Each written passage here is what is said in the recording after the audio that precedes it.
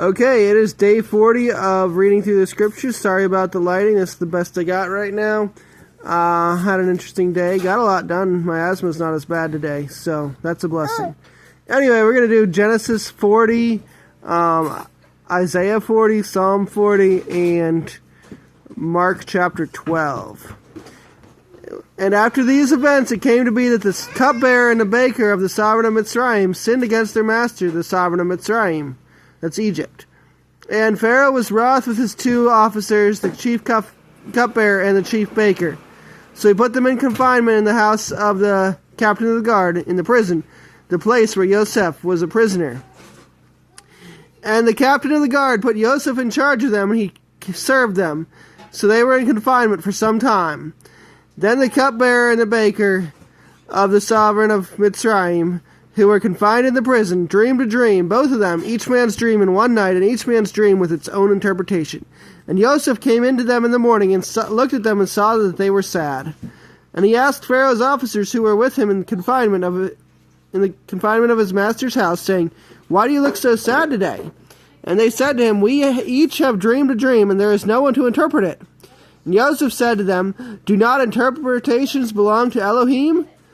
Relate them to me, please." So the chief cupbearer related his dream to Yosef, and said to him, "See, in my dream a vine was before me, and in the vine was 3 branches, and it was as though it budded, its blossoms shot forth, and its clusters brought forth ripe grapes. And Pharaoh's cup was in my hand. So I took the grapes and pressed them into Pharaoh's cup, and placed the cup in Pharaoh's hand. And Yosef said to him, This is the interpretation of it. The 3 branches are 3 days. Yet within 3 days Pharaoh is going to lift up your head and restore you to your place, and you shall put Pharaoh's cup in his hand according to the former ruling, as when you were his cupbearer. But remember me when it is well with you, and please show loving commitment to me, and mention me to Pharaoh, and get me out of this house. For truly I was stolen away from the land of the Hebrews, and also I have done naught that they should put me into the dungeon." And the chief baker saw that the interpretation was good, and he said to Yosef, "I also was in my dream, and saw 3 white baskets were on my head. And in the uppermost basket all kinds of baked goods for Pharaoh, and the birds ate them out of the basket on my head."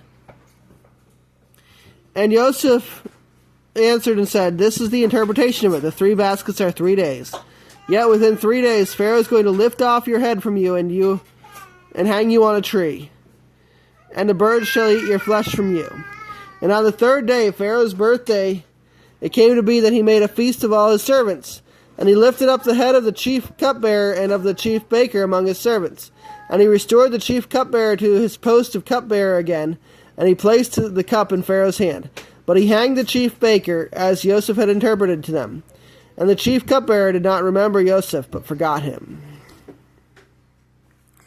"Comfort, comfort my people, says your Elohim. Speak to the heart of Yerushalayim, and cry out to her that her hard service is completed, that her crookedness is pardoned, that she has received from the hand of Yahweh double for all her sins.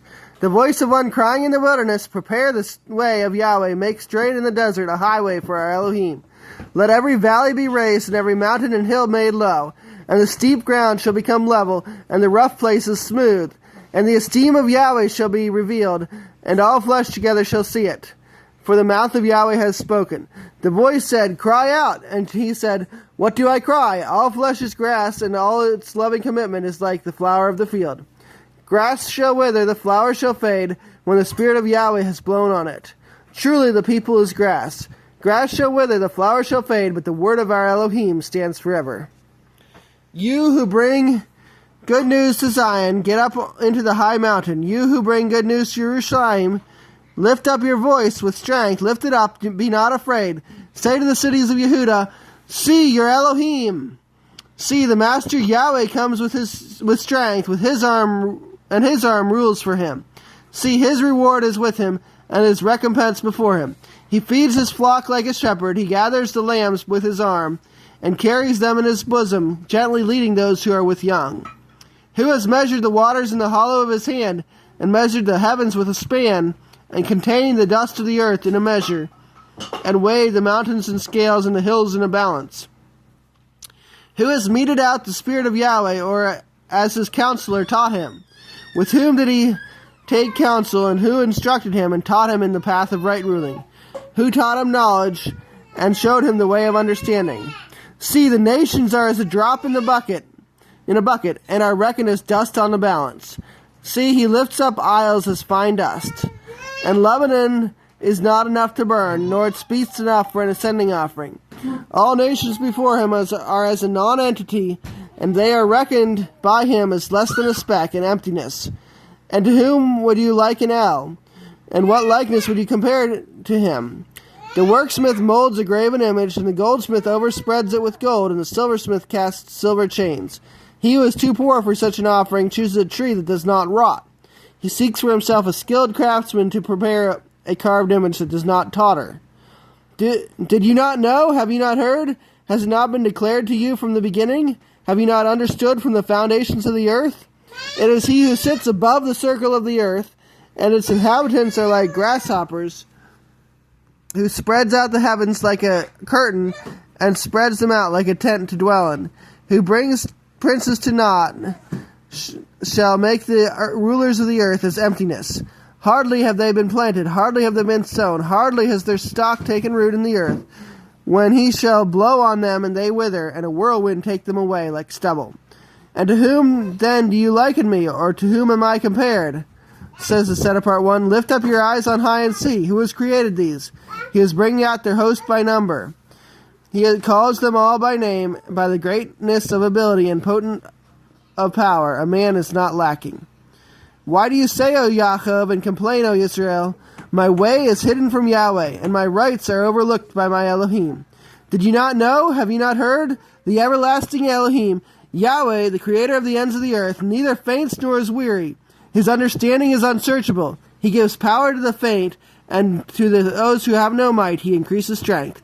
Even youth shall faint and be weary, and young men stumble and fall. But those who wait on Yahweh renew their strength. They rise up on the wing like eagles. They run and are not weary. They walk and do not faint. So there's a song there from Do You Not Know, Have You Not Heard, from 28 on. Really like it. I'll try to get a recording up soon for that song. Anyway, I'm going to go to Psalms chapter 40. Alright, I'm in Proverbs here. Skipped a lot. Alright, closer. Alright, 49. That's getting real close. What happened to my marker? It's in there. Okay. I waited for Yahweh, and he inclined to me and heard my cry. And he drew me out of the pit of destruction, out of the muddy clay, and he set my feet upon a rock. He is establishing my steps. Then he put a new song in my mouth. Praise to our Elohim.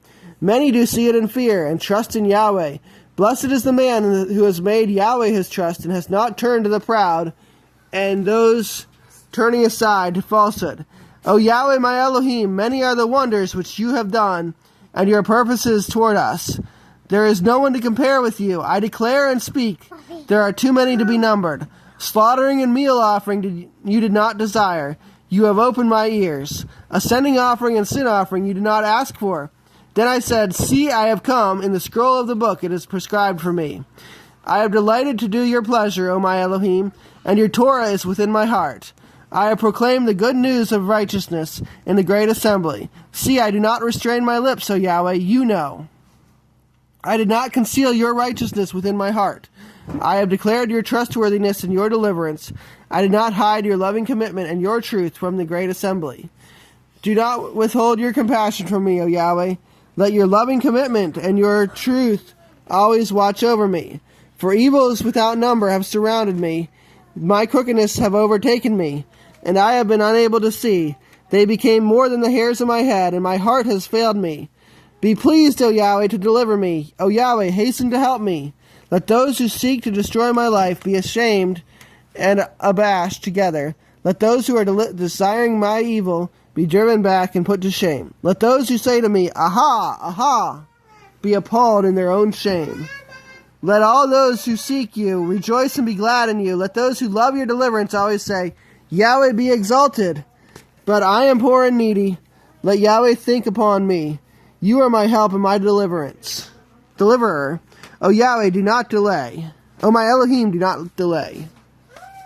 Okay, Mark chapter 12 is the last chapter for today.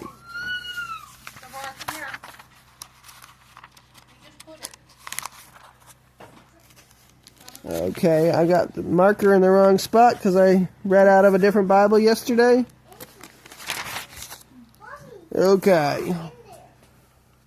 Mark 12. And he, that's Yeshua, began to speak to them in parables. A man planted a vineyard and put a hedge around it, and dug a vat for the winepress, and built a watchtower, and let it out to farmers, and went away. And at harvest time he sent a servant to the farmers. He received some of the fruit of the vineyard from the farmers.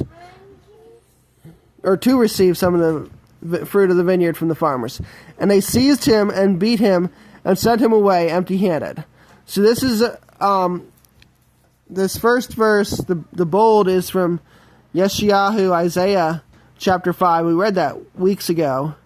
And again he sent them another servant, and throwing stones at him, they wounded him in the head, and sent him away, having insulted him.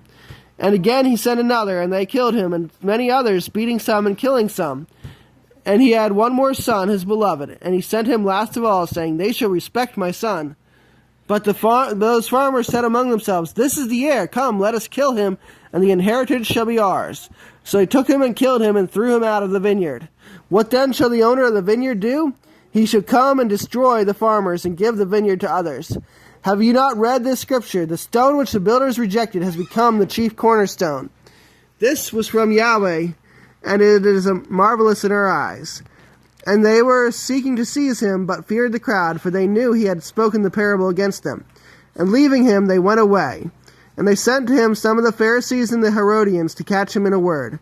And when they came, they said to him, Teacher, we know that you are true, and it does not concern you about anyone, for you are not partial to any, but teach the way of Elohim in truth.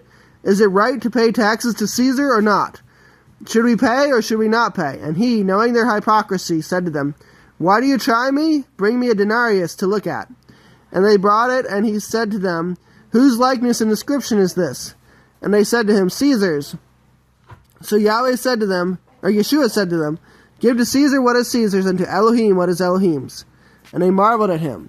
And the Sadducees, who say there is no resurrection, came to him, and they asked him, saying, Teacher, Moshe wrote to us that if a brother of anyone dies and leaves his wife behind and leaves no children, his brother should take up his wife and raise up offspring for his brother. That's from Deuteronomy or Devarim 25, 5 and 6. There were 7 brothers, and the first took a wife and died, leaving no offspring. And the second took her, and he died, leaving behind no offspring. And the third likewise. And the 7 left no offspring. Last of all, the woman died too. In the resurrection then, when they rise, whose wife shall she be? For 7 had her as wife. And Yeshua answering said to them, Is this not why you go astray, because you do not know the scriptures nor the power of Elohim? For when they rise from the dead, they neither marry nor are given in marriage, but are as messengers in the heavens. And concerning the dead, that they rise, have you not read in the book of Moshe at the bush, how Elohim spoke to him, saying, I am the Elohim of Abraham, and the Elohim of Yitzchak, and the Elohim of Yaakov? He is not the Elohim of the dead, but Elohim of the living. You then go greatly astray. And one of the scribes coming near, hearing them reasoning together, knowing that he had answered them well, asked him, Which is the first commandment of all? And Yeshua answered him, The first of all the commands is, Hear, O Israel, Yahweh our Elohim, Yahweh is one. And you shall love Yahweh your Elohim with all your heart, and with all your being, and with all your mind, and with all your strength. This is the first command. And the second, like it, is this, You shall love your neighbor as yourself. There is no other command greater than these. And the scribe said to him, Well said, teacher, you have spoken the truth, for there is one Elohim, and there is no other besides him. And to love him with all the heart, and with all the understanding, and with all the being, and with all the strength, and to love one's neighbor as oneself, is more than all the ascending offerings and offerings. And when Yeshua saw that he had answered wisely, he said to him, You are not far from the reign of Elohim. And after that, no one was bold enough to question him. And Yeshua responding said, Well, teaching in the set-apart place, How is it that the scribes say that the Messiah is son of David? David himself said by the set-apart Spirit, Yahweh said to my master, sit at my right hand until I make your enemies a footstool of your feet.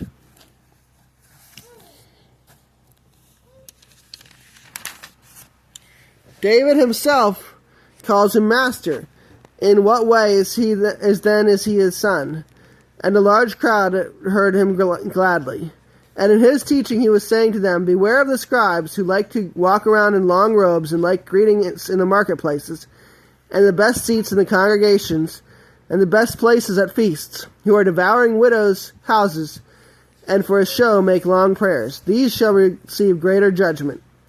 And sitting opposite the treasury, he saw how the people put copper into the treasury, and many rich ones put in much. And a poor widow came and threw in 2 small copper coins, which amount to a cent.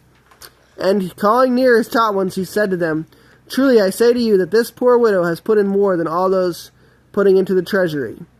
For they all put out of their excess, but she, out of her poverty, put in all that she had, her entire livelihood.